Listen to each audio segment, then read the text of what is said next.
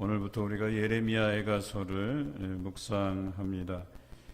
우리가 새벽기도회 때 예레미야서를 묵상하고 있는데요. 예레미야서가 하나님의 심판의 예고와 또 그것에 대한 성취를 다루고 있다면, 예레미야 애가서는 예루살렘의 멸망을 애도하는 5편의 노래로 구성되어 있습니다. 그것을 슬퍼하며 하나님 앞에 울며 기도하고 애원하고 간구하는 그런 노래로 구성되어 있습니다. 오늘은 11절까지만 묵상하려고 합니다. 기원전 586년에 바벨론의 느부갓네살 왕이 남유다를 침공하게 되고 예루살렘이 멸망하게 됩니다. 그리고 예레미야는 기원전 580년에 그 생을 마감하게 됩니다. 여러분들에게 좀 쉽게 설명을 하면, 유다의 군 지휘관 그리고 유다의 여러 백성들이 이제 예루살렘에 남아 있었습니다. 또 일부는 바벨론으로 포로로 잡혀가고, 또 일부는 남아서 그 항복에 대해서 이제 저항하는 세력들이 있었다라고 보여져요. 그런데 이들이 그 바벨론의 보복이 두려워서 이집트로 도망할 생각을 하게 되죠. 그래서 과연 하나님의 뜻이 어디에 있는가를 묻기 위해서 예레미야 선지자를 요청해서 하나님께 묻게 해요. 그런데 하나님께서 예레미야 선지자를 통해서 주신 말씀은, 너희가 이곳에 남아있으면 살거니와 이집트로 도망하면 칼과 기근과 전염병에 죽게 될 것이다, 이런 이야기를 듣게 됩니다. 그런데도 그들은 바벨론에게 보복당할 것을 두려워해서 예레미야를 같이 이제 동행을 하는 거죠. 예레미야 선지자는 원하지 않았지만 예레미야를 붙잡아서 같이 강제로 이집트로 데려갑니다. 그리고 가다가 결과적으로는 그 남유다 사람들, 함께한 사람들이 예레미야를 돌로 쳐 죽였다라고 하는 그런 설이 지배적입니다. 어떻게 죽었느냐에 대해서는 구체적으로 언급되어 있지 않지만, 예레미야가 계속해서 그들의 행로에 대해서 저지했을 가능성이 높아요. 이렇게 가다가 우리가 다 죽는다, 돌아가야 된다, 이렇게 얘기했었겠죠. 그래서 예레미야 선지자는 애굽으로 내려가는 길에서 죽게 됩니다. 그리고 애굽으로 피신한 사람들도 그곳에서 노예로 전락하게 되고, 또 10년 후에 예레미야의 예언처럼 바벨론이 이집트를 침공하는 일이 발생하고, 결과적으로 그곳에서 칼과 기근과 전염병으로 죽게 되는 일이 실제로 일어나게 되는 것이죠. 오늘 우리가 읽은 예레미야 애가서는 그 예루살렘이 멸망하던 기원전 586년과 예레미야가 죽던 해 580년 그 사이에 아마 이렇게 지어졌을 가능성이 높지요. 그리고 이 노래는 예레미야가 지어 불렀다라고 하는 그런 견해가 지배적입니다. 여러분, 예레미야 애가서를 잘 살펴보면 1장에서 5장까지 구성되어 있는데, 1장, 2장, 4장, 5장이 각각 22절로 되어 있어요. 그리고 3장은 66절로 되어 있어요. 22 곱하기 3으로 되어 있어요. 우리가 시편을 묵상할 때 제가 알파벳 구조에 대해서 설명을 드렸어요. 그래서 쉽게 표현하면 A, B, C, D로 이제 각 행이 시작이 되는 거예요. A로 시작하고 B로 시작하고 C로 시작하고. 그래서 22절이 되는 거죠. 그런데 우리가 잘 알듯이 이 히브리어 알파벳은 23개로 이루어졌어요. 알렙, 베트, 기멜, 달렛, 해, 바부, 자인, 헤트, 테트, 요드, 카프, 라멧, mem눈, 사멕, 아인, 페, 차데, 코프, 레시, 신, 쉰, 그 다음에 마지막으로 타부라는 단어인데요. 22번째와 23번째 단어가 비슷해요. 신, 쉰. 그래서 원래는 23절이 돼야 되는데 한 번째 22번째 단어가 신신을 같이 묶어서 신신, 그래서 이렇게 시작을 해요. 그래서 22절이 되는 겁니다. 예루살렘의 멸망은 남유다 사람들에게 믿기 어려운 현실이었었어요. 예루살렘은 어떤 곳이에요? 하나님께서 그들에게 정해서 그들로 하여금 오게 한 장소잖아요. 하나님께서 선택하신 장소란 말이에요. 그리고 그곳에 무엇이 있습니까? 하나님의 성전이 있어요. 그리고 남유다 백성들은 하나님께서 택하신 백성이에요. 즉 다윗의 후손이란 말이에요. 그러니까 여러 가지 조건상 이 남유다, 특히 남유다의 그 수도인 예루살렘이 멸망한다라고 하는 것은 있을 수가 없다고 보는 거예요. 그들에게는 이런 일이 일어날 수 없다고 본 거예요. 그런데 지금 이 예루살렘이 함락되고 사람들이 포로로 잡혀가고 여러 곳으로 뿔뿔이 흩어져서 도망가는 이런 일들이 실제로 일어난 것이에요. 이것들에 대해서 이들이 도저히 믿기 어려운, 이해하기 어려운 현실이 자신 앞에 다가왔다라고 하는 것입니다. 특별히 하나님께서는 다윗에게 이런 약속을 하셨어요. 그 다윗의 위를 영원히 견고하게 하시겠다고 말씀하셨어요. 그런데 영원히 견고한 게 아니라 그 끝이 이르렀다는 거예요. 우리 예레미야서 오늘 새벽에 묵상한 것이 뭐예요? 요시야의 세 아들과 그 중에 여호야김의 아들 여호야긴, 그래서 이 네 왕들이 하나님의 말씀을 저버렸기 때문에 이들이 심판을 받을 수밖에 없었고 남유다가 멸망하고 포로로 잡혀가게 될 수밖에 없었다는 이야기를 나누었습니다.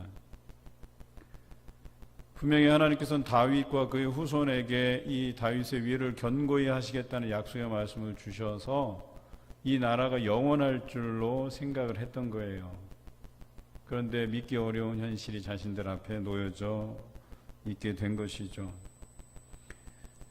이처럼 때로 우리 삶에서도 우리가 이해하기 힘든 상황들을 만나게 돼요. 믿기 어려운 현실들을 만나게 돼요.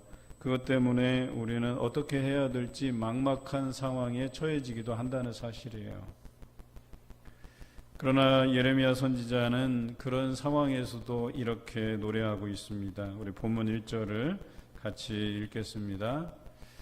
슬프다 이 성이여, 전에는 사람들이 많더니 이제는 어찌 그리 적막하게 앉았는고, 전에는 열국 중에 크던 자가 이제는 과부같이 되었고, 전에는 열방 중에 공주였던 자가 이제는 강제 노동을 하는 자가 되었도다.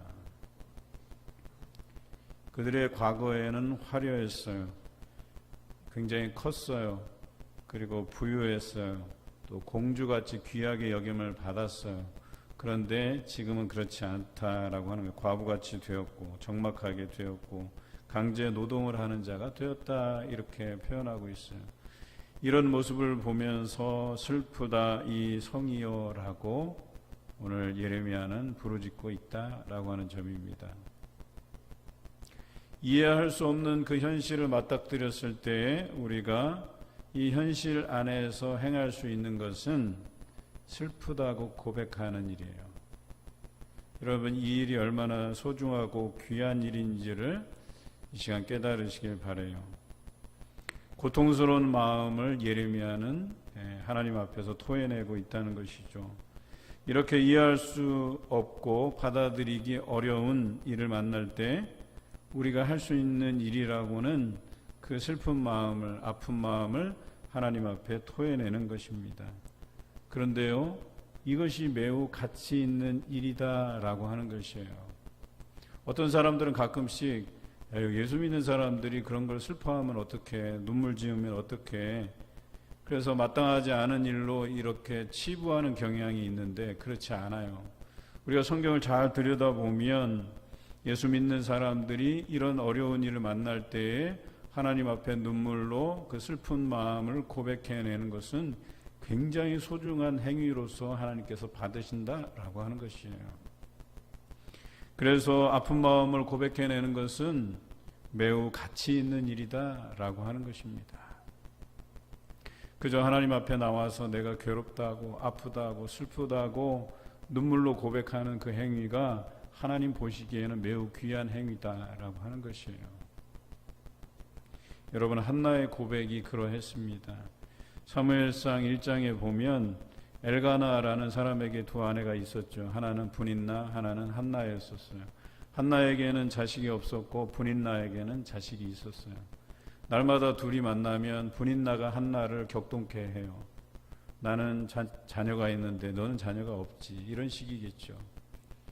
그래서 어느 날 성전에 올라갈 때, 성소로 올라갈 때, 성소죠. 그러니까 그때는 실로라는 성소가 있었으니까 그 실로가 있는 성소에 올라갈 때 분인나가 한나를 격동해요.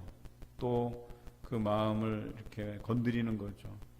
그랬을 때 한나가 굉장히 괴로워했다, 성경 기록해요. 그래서 보면 울고 먹지 아니하였다 그랬어요. 얼마나 억울하면, 자식 못 낳는 것도 억울한데 자식 낳은 여인한테 그렇게 놀림을 받고 할 때 얼마나 그게 자신에게 스트레스가 되겠어요. 그래서 성경에 보니까 울고 먹지 아니하였다 그랬어요. 그리고 그가 성소에 올라가서 괴로워서 여호와께 기도하고 통곡했다라고 기록해 있어요. 그러니까 자기가 그 슬픈 마음을 하나님 앞에 고백드린 거죠. 그리고 그렇게 부르짖고 울고 기도하다가 지쳐갖고 더 이상 이제 입술로 고백드리기가 힘든 상황까지 이른 거예요. 그래서 이제 소리도 제대로 안 나와요.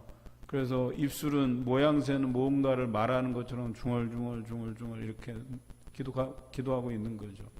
제사장 엘리가 그것을 보고 오해를 하게 되죠.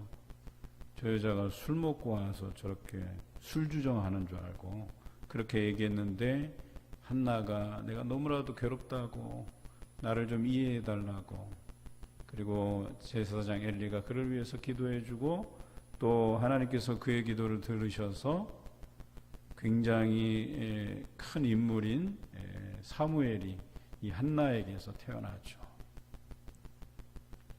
여러분, 그렇습니다.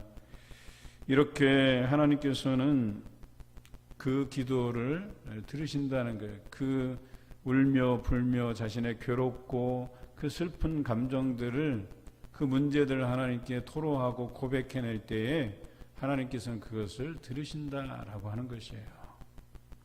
그것이 우리의 잘못으로 인해서 드리는 회개의 기도건, 아니면 내가 이해할 수 없는, 그래도 나는 하나님께 그래도 이렇게 신실하게 살아왔는데 왜 나에게 이런 일이 일어날까라고 생각하는 그런 문제 앞에서도 하나님 앞에 그 슬픔을 가지고 기도할 때, 회개의 기도든 아니면 이해되지 않은 것에 대한 그 슬픈 마음을 가지고 기도할 때에 하나님께서는 동일하게 그 회개의 기도도 받으시고 용서함을 우리에게 베풀어 주실 뿐만 아니라 우리의 억울한 심정, 이해되지 않는, 믿기 어려운 그런 현실적인 문제 앞에서도 하나님께서는 그것을 들어서 구원을 경험케 하신다라고 하는 것입니다. 그래서 슬픈 마음으로 하나님께 고백하는 것이 중요하다. 오늘 예레미야가 슬프다 이성이여 라고 고백하는 이 고백을 우리가 주목해 볼 필요가 있습니다. 여러분에게 어려운 문제가 있으십니까? 저는 주중에 어떤 한 집사님의 문자를 받았어요. 목사님, 제가 개인적으로 좀 어려운 문제가 있어서 당분간 교회 나가지 못할 것 같습니다. 그런데 그 문자를 받는 순간 제가 마음이 너무나도 아픈 거예요. 도대체 무슨 문제일까? 또 물어보면 신뢰가 될 수 있을 것 같아서, 네, 집사님 빨리 해결되기를 제가 기도할게요. 또 며칠간을 기도하다 오늘은 문자를 보냈어요. 집사님, 날씨가 추워졌는데 건강에 유의하세요 라는, 물론 이 문자에 담긴 메시지는 집사님 그 어려운 문제들이 지금 잘 해결되고 있는지를 간접적으로 묻는 것이기도 해요. 그런데 중요한 것은 우리가 하나님께 나와서 그 슬픔을 고백해야 된다는 것이에요. 하나님 앞에 그 문제들을 아뢰어야 된다라고 하는 것입니다. 하나님께서는 그 기도를 귀하게 여기신다라고 하는 것입니다. 그리고 하나님께서 응답해 주십니다. 그리고 하나님께서 그 마음을 위로해 주실 것입니다. 본문 2절에는 우리가 슬피 울어도 위로하는 자가 없고 세상의 친구들은 다 배반하여 원수들이 되었다라고 기록하고 있어요. 예루살렘은 어떠했습니까? 그 예루살렘을 돕기 위해서 나서는 이방인들이 없었어요. 그전에는 자신들과 이렇게 외교적인 정책을 통해서 친분 관계를 유지했던 나라들도 바벨론이 쳐들어왔을 때 거들떠보지 않았어요. 돕지 않았습니다. 오히려 그들이 멸망했을 때에 그들을 비웃고 조롱했습니다. 마찬가지로 우리가 살아가면서 세상으로부터 받는 위로는 없다고 봐야 돼요. 그래도 내가 도울 수 있는 문제일 때 어떤 방식으로든 이렇게 도울 수 있다고 치겠지만, 야, 이거는 내가 도저히 내 능력으로는 도울 수 없겠다. 오히려 이걸 돕다가 내가 더 어렵게 되겠다 하는 문제가 발생하잖아요. 그러면 아무리 친한 친구들이라도요, 외면하게 돼 있어요. 비단 어려운 문제뿐만 아니라요, 우리가 친분 있는 사람에게 야, 뭐 이것 좀 해줘 라고 이게 부탁을 하잖아요. 그런데 부탁도 한두 번 들어주는 거지, 자꾸 부탁하게 되면 그 친구들도 귀찮아요. 힘들어해요. 그래서 외면하게 돼요. 물론 그게 나쁘다는 것만은 아니에요. 얼마나 그렇게 또 곤란하면 그렇겠어요. 그런데 근본적으로 우리에게 그런 어려움이 닥쳤을 때 우리가 도와주는 데에는 한계가 있어요. 그리고 나에게 어떤 곤란한 문제가 생기게 되잖아요. 그러면 외면하게 돼 있어요. 배반감이 들 정도로, 배신감이 들 정도로 그것을 외면하게 돼 있다는 사실이에요. 그래서 세상에 우리가 위로할 데가 없다라고 이야기하는 것이에요. 하나님만이 우리의 참된 위로자가 되십니다. 그 위로자 앞에서 여러분의 슬픈 마음을 솔직하게 고백하셔서 참된 위로를 얻으시는 여러분 되시기를 주님의 이름으로 기원합니다. 오늘 우리가 읽은 본문에서 또 하나의 중요한 사실이 있습니다. 우리가 죄의 길을 걷게 되면 그 죄에 대해서 반드시 대가가 따른다는 사실입니다. 하나님께서 택하신 백성이라도 하나님을 거스르는 삶을 살면 심판을 자초할 수밖에 없다는 거예요. 이들이 이해하기 어렵다라고 판단하는 이유가 예루살렘은 거룩한 곳으로 구별된 곳이고 그 안에 하나님의 성전이 있고 우리는 다윗의 후손들인데, 그런데 자신들의 잘못을 돌아보지 않았어요. 그것만 믿고 자신들이 잘못하더라도 그것에 대한 진실된 회개가 없었어요. 돌이키지 않았다는 거예요. 그냥 이렇게 살아도 되는 것처럼 여겼다는 거예요. 그런데 여러분, 우리도 이런 위험에 노출되어 있다는 사실을 아십니까? 지금 현재 우리 삶에서 아무 일도 일어나지 않는다, 혹은 우리가 그냥 견딜 만한 수준이다라고 생각하잖아요. 그럼 우리가 잘 살고 있다고 생각해요. 착각해요. 우리의 신앙이 좋은 줄 알아요. 그래서 지금의 삶에서 더 이렇게 성장하려고 성숙해 가도록 노력하지 않아요.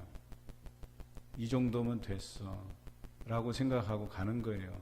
나의 잘못에 대해서도 인지하지 못해요. 죄는 우리의 영적인 감각들을 무감각하게 만들어요. 말씀도 읽지 않고 기도하지 않아도, 또 하나님의 말씀대로 살아가지 않아도 나는 충분히 이런 삶이 유지될 것이라고 생각을 해요. 그런데 어느 순간 심판이 도적같이 이르게 돼요. 그러면 그때에서야 우리가 돌이켜봐야 소용이 없어요. 이미 심판은 진행 중이고 끝을 보게 돼 있어요. 그런데 우리에게는 여러 루트를 통해서 여러분들에게 메시지가 가요. 나에게 찔림의 메시지들이 와요. 어떤 징조들이 보여져요. 그럴 때 빨리 어떤 영적인 각성이 일어나고 기도의 자리를 회복하고 말씀의 자리로 나아가고 하나님 앞에 자신의 이 고통스러운 문제에 대해서 고백해내야 되는데 그러지 못하니까 우리가 그것에 대한 심판을 자초하게 된다라고 하는 것이죠. 여러분, 구원이라고 하는 것은요, 미래에 대한 보장이 아니에요. 이것은 성경대로 하자면 두렵고 떨림으로 이루어가야 할 과제예요. 하나님을 경외한다는 표현이 무엇입니까? 이 경외, 존경하되 두려워한다라는 표현이잖아요. 구원도 마찬가지예요. 이와 동일한 원리예요. 구원이라고 하는 것은 믿는 자에게 보장이 됐다라는 의미가 아니에요. 구원은 우리가 두렵고 떨림으로 이루어 가야 할 것이에요. 그래서 우리는 이것을 성화의 과정이라고 보는 거예요. 그리고 그것을 이룬 것을 영화라고 표현하고 있어요. 성경에는 영화롭다. 우리를 영화롭게 하신다. 그런데 구원파의 논리는 그렇지 않죠. 믿는 순간 구원은 미래에 대한 보장이에요. 구원은 보장받는다고 생각을 해요. 그러니까 뭐예요? 방종하게 돼요. 말씀을 거역하게 돼요. 거스르게 돼요. 사람이 변해요. 초심을 잃어버리게 돼요. 믿음 없이 생활하게 돼요. 말씀 없이, 기도 없이 살아가도 충분히 살아간다고 생각해요. 착각한 것이죠. 구원은 미래에 대한 보장이 아니에요. 우리에게 보장된 것이 아니고 여전히 두렵고 떨림으로 이루어 가야 될 것이라고 성경은 누누이 강조하고 있습니다. 이것이 하나님을 경외하는 사람으로서의 마땅한 삶의 자세입니다. 구원받았다고 해서 방종해서는 안 된다라고 하는 것이겠죠. 이사야서와 예레미야서를 묵상하면서 공통적으로 드러나는 것이 시오니즘이라고 하는 거예요. 여러분, 시오니즘은 뭐냐면 시온 백성, 하나님의 백성, 이스라엘 백성은 멸망하지 않는다. 또 우리들만 하나님께서 구원하신다라고 하는 선민사상 같은 거예요. 그런데 성경을 자세히 들여다보면 하나님께서는 이스라엘만 구원하시기 위한 하나님이 아니세요. 아브라함을 통해서 너로 인해서 열방이 복을 받을 것이라고 분명히 선언하고 있거든요. 열방을 향한 하나님의 구원의 계획이 있으신 거예요. 그리고 사도행전을 묵상해 보면 하나님께서 사도 바울과 바나바를 이방인들을 위한 사도로 세우시고 이방인들에게 구원이 흘러가게 하시잖아요. 복음이 흘러가게 하시잖아요. 이것이 하나님의 계획인데 이스라엘 백성들만 구원받는다고요? 교회 다니는 우리들만 구원받는다고요? 천만의 말씀입니다. 구원은 여전히 두렵고 떨림으로 이루어 가야 될 것이다 라고 하는 거예요. 좁은 길로 가는 것과 마찬가지예요. 교회 다니는 사람이 다 들어간다고요? 성경에는 그렇게 기록하고 있지 않아요. 오늘 선택된 백성 이스라엘에게도 이러한 문제가 발생한 거예요. 우리가 다 하나님의 구원 안에 있는 줄 생각했는데 하나님 앞에 범죄함으로 인해서 우상을 섬김으로 인해서 선택된 백성도 죄에 대한 대가를 치르는구나. 심판에 처해지기도 하는구나 라고 하는 사실을 알게 되는 거예요. 거기서 깜짝 놀라는 거예요. 구원은 미래에 보장된 게 아니라 두렵고 떨림으로 이루어가야 될 과제임을 이들이 그제서야 알게 되는 거예요. 내가 선택된 백성이라는 생각으로 어떤 일이 있어도 심판을 받지 않을 것이라고 하는 이 안일한 생각이 자신과 나라를 망치게 만들었습니다. 그래서 믿는 사람일지라도 날마다 두렵고 떨림으로 구원을 이루어가야 할 필요가 있다는 것입니다. 잠시라도 방심해서는 안 된다라고 하는 것이죠. 여러분, 지난주에 우리가 임직식이 있었습니다. 말씀을 전해주시는 목사님, 또 권면해 주시는 목사님, 공통적인 게 뭔지 아세요? 초심을 잃지 말라는 거예요. 임직 받을 때에 그 초심을 잃지 말라고 누누이 강조하셨어요. 왜 그런 말씀을 하는 걸까요?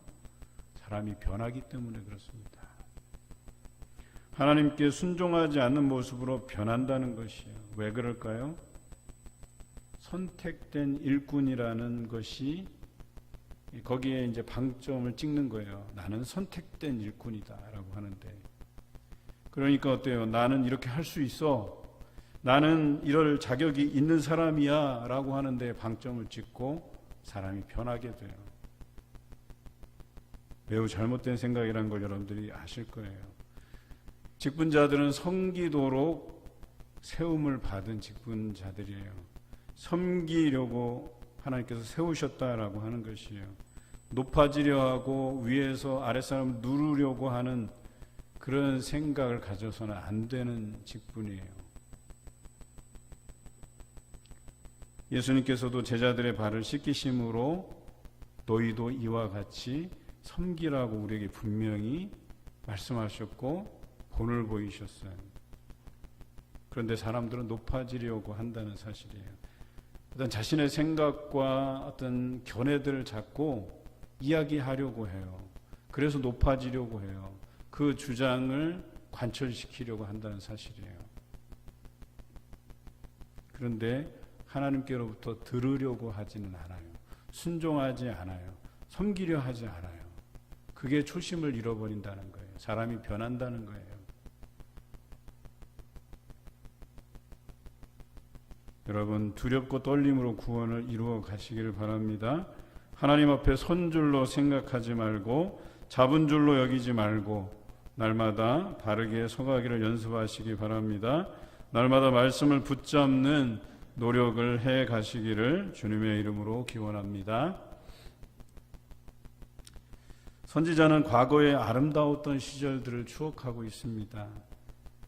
그런데 왜 지금은 이런 비참한 인생을 우리가 살고 있는가를 묵상하고 있습니다. 본문 7절을 우리 함께 읽어보겠습니다.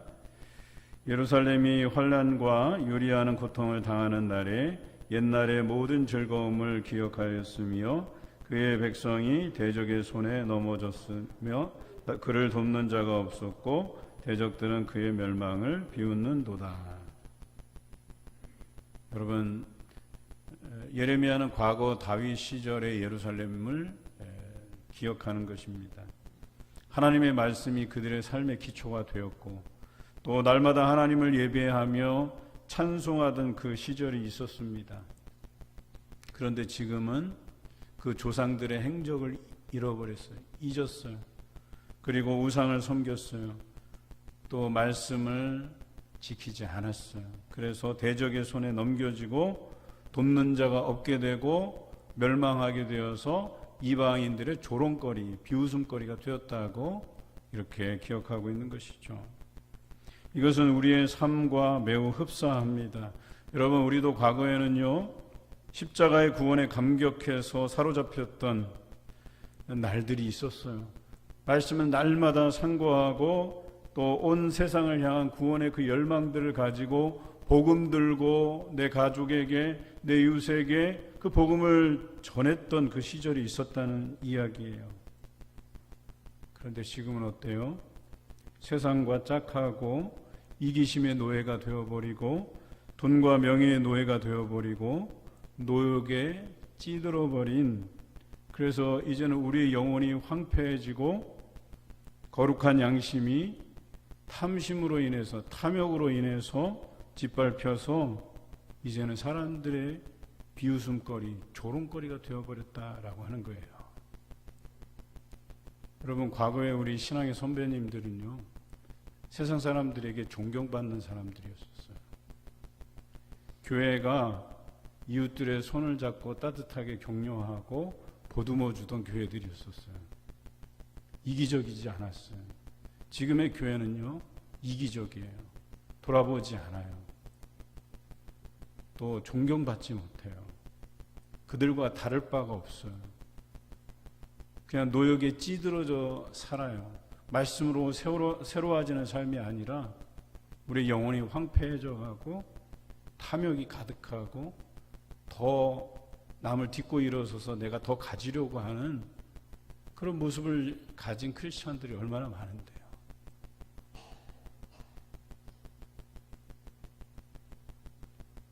여러분의 심령은 다윗 시대의 예루살렘과 같습니까? 아니면 무너져버리고 황폐해진 예레미야 시대의 예루살렘의 모습과 같습니까? 저는 여러분이 예레미야와 이 애가를 묵상하면서 영원히 회복되기를 바랍니다. 하나님과의 그 관계가 회복되고 또 예배가 살아나고 말씀의 진리가 우리 가운데 생생하게 살아 움직일 때 다윗 시대의 예루살렘과 같이 영광스러운 길을 걷게 될 줄로 믿습니다. 이 예레미야의 눈물은요, 로마서에 이야기되어 있는 성령의 탄식하심과 일맥상통하는 거예요. 쉽게 표현하면 성령이 임재하시잖아요. 그러면 눈물로 기도하게 돼 있다는 거예요. 이 시대를 바라보면서 교회가 세상으로부터 지탄받고 크리스찬들이 존경받지 못하고 비웃음거리가 된 이 상황들을 보고 우리가 슬퍼하며 애곡할 수 있다면 이것이 성령의 임재를 나타낼 수 있다는 거예요. 그런데 이 문제에 대해서 아무렇지도 않게 여기는 사람, 이것을 아파하지도 않고 통회하지도 않는 사람들이라고 하면 우리 영혼은 이미 황폐해져 있는 것과 마찬가지예요. 코로나로 인해서 얼쑤 좋다 하는 사람들이 있죠. 교회 안 나가서 좋고 그냥 편리하게 집에서 뭐 영상으로 보고 영상도 틀어놓기만 하고 집안일 그냥 해버리고 처음에는 목욕 재개하고 양복 딱 입고 똑바로 앉아서 영상으로 예배드리다가 어느 정도 지나면 그냥 잠옷바람으로 그냥 세수도 안 하고 일어나서 그냥 틀어놓고 듣는 등 많은 등 아니면 틀어놓고 그냥 틀어놓고 자고 그냥 아니면 가서 다른 일을 하고 우스갯소리로 했지만 그게 우리의 현실이라는 거예요. 이런 것에 대해서 우리는 탄식하며 애통해야 하지 않아요. 당연한 듯 우리가 누리는 혜택으로 생각을 해요. 어느덧 우리의 영혼이 황폐해지는 것을 우리가 알아채지 못하고 마찬가지로 우리로 애통하게 하심은 성령의 임재를 나타내 보여주시기 위한 것과 같아요. 여러분, 우리는요 애통해야 돼요. 지금 이 상황들을 놓고 여러분 우리가 분발해야 되는 상황이에요. 코로나로 인해서 돌아오지 않는 성도가 40%나 돼요. 우리 교회는 조금 더 나은 형편이긴 한데 도심에 있는 교회들은요 40% 성도들이 사라졌어요. 교회로 돌아오지 않고 있어요. 위드 코로나 되면 돌아올까요? 여러분, 애통하는 마음이 없이는 돌아오기 힘들어요. 죄는 우리의 영적인 감각들을 무감각하게 만들어요. 그게 죄인지도 몰라요. 그 영혼이 황폐해지는 것을 알지 못하게 만들어요. 차라리 이런 말씀이라도 듣고 깨달음이 와서 뭔가 우리 안에 새로운 변화들이 일어나면 좋겠지만 이런 것도 쉽지 않아요. 결코. 왜요? 여러분, 목사가 설교를 하잖아요. 이 설교를 통해서 회심하고 마음을 바꾸는 확률이 몇 프로인 줄 알아요? 죄송하지만 3%예요. 3%. 저도 안타까워요. 설교를 열심히 준비해도 이 말씀으로 3%만 마음에 와닿고 삶이 변할 수 있다는 그런 말에 어쩔 때는 애처로울 때가 있어요. 이렇게 설교에 대해서 이렇게 우리가 시간들을 할애하고 묵상해야 되는가. 그런데 다시금 하나님께서 생각을 바꾸게 하셔요. 그 3%가 얼마나 중요한데. 하나님께서 이 세상을 바꾸어 가는 것들은요 많은 사람을 통해서 바꾸어 가시지 않았어요. 그 3%를 통해서 바꾸어 가신다는 거예요.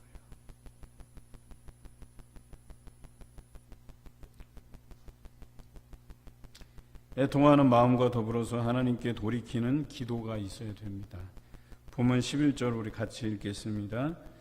그 모든 백성이 생명을 이으려고 보물로 먹을 것들을 바꾸었더니 지금도 탄식하며 양식을 구하나이다.